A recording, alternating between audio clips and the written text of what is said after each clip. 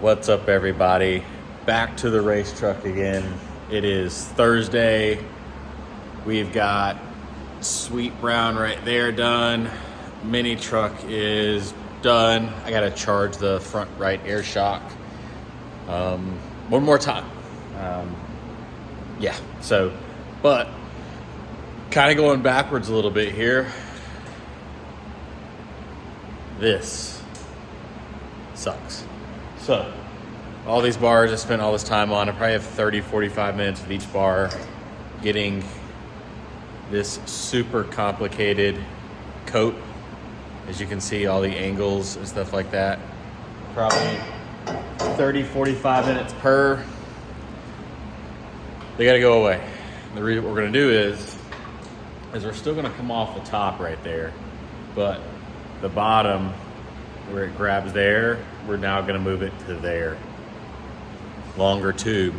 And that's gonna help us because as we move that back this way, you can see, if I get the camera right, gain a ton of more room between it and the radiator, which will help us out a ton. It will allow the radiator to get further away from the fuel tank because it's about 3 inches from the fuel tank right now. Kind of want to separate those a little bit more. It also allows me to get my radiator higher so it gets more fresh air. Otherwise, it's kind of, you can see the seatbelt bar right there and the crossbar.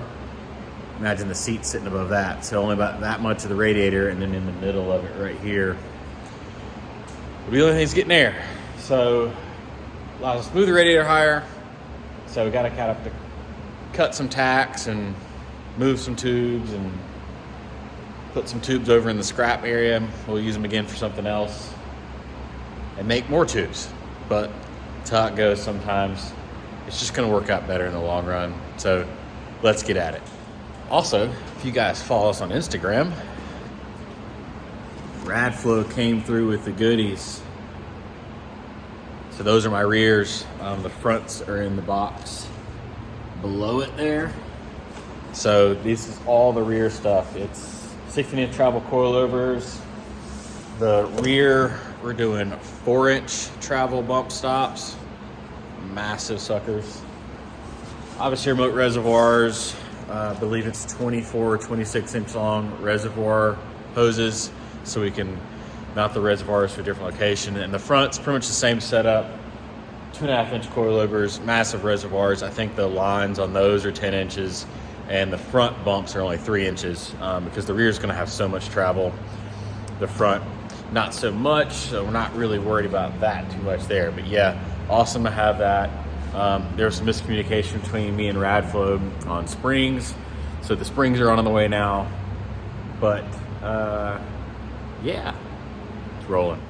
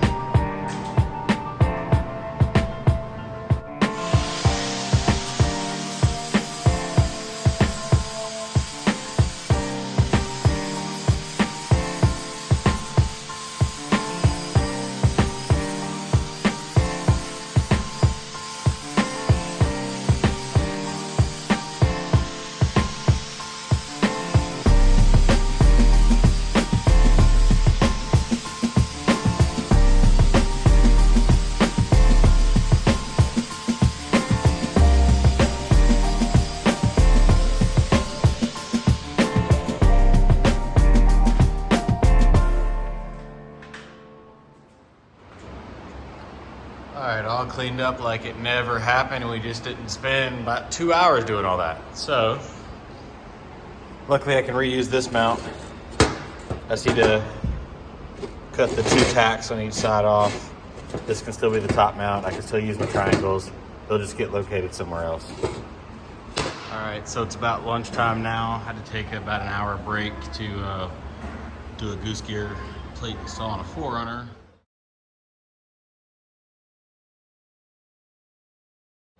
But I both got them in there. They're just wedged in place. Same style notches, same exact spot. They just hit here instead of here now. And just standing back and looking at it, I do like it a little bit more. So, there we go. I do need to look the rules up as far as spans with it being unsupported, because I guess technically it's part of the driver cage. So we might have to make a little gusset or something. Let me look the rules up really quick and see what we got.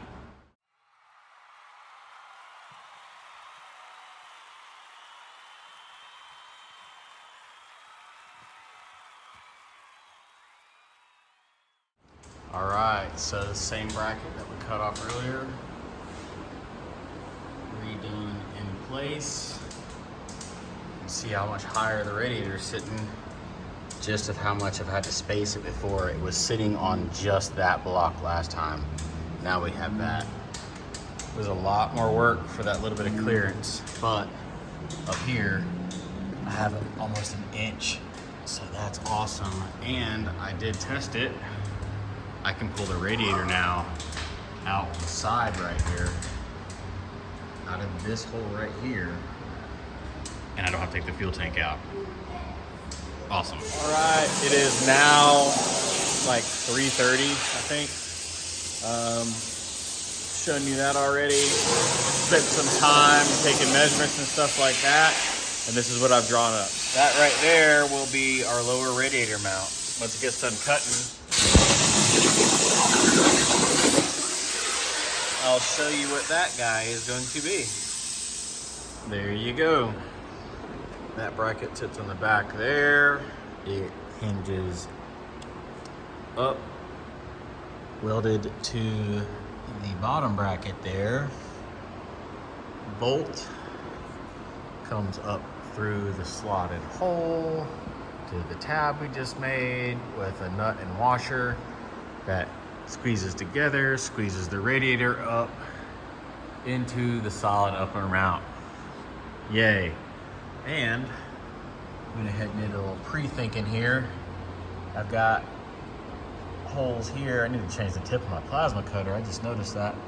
But I got rounds here because I have to bring fuel lines this direction towards the driver's side.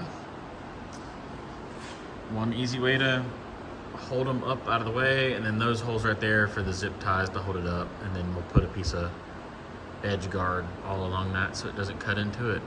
Let me change the tip on the plasma cutter, and then let's cut the other side and tack it into place.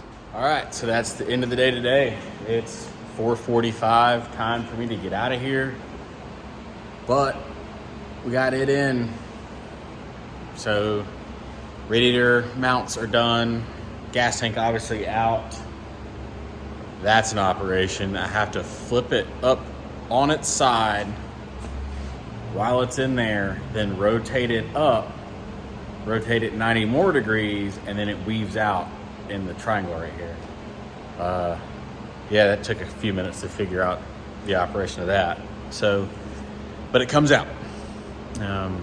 Now we can pull the radiator out without having to pull the fuel tank, but we pull the fuel tank, we had to pull the radiator, which, I mean, if we're pulling a fuel tank, we probably have some serious issues, and pulling a radiator is not that bad of a job. So one more thing done. Awesome. That's probably going to be the end of this video. If not, see you in a minute. But if not for that, thank you for watching. Please like this video.